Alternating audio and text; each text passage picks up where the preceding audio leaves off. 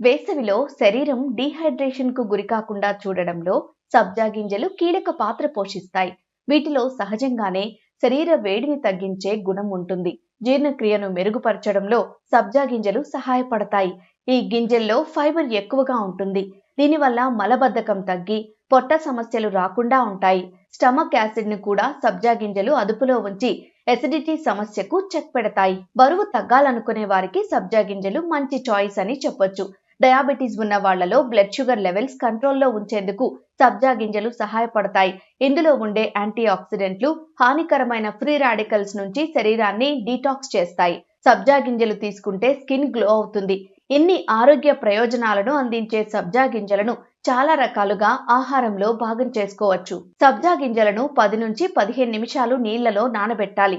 అవి వాటర్ పీల్చుకుని జెల్లా మారతాయి. అప్పుడు సబ్జా గింజలను తీసుకుంటే శరీరం హైడ్రేటెడ్ గా ఉంటుంది. ఎక్కువసేపు ఆకలి వేయదు. అంతేకాకుండా ఫలూదాలు, షర్బత్, lemonade, fruit juice, milk shakes, కొబ్బరి నీళ్లలో కలిపి సబ్జా గింజలను తీసుకోవచ్చు.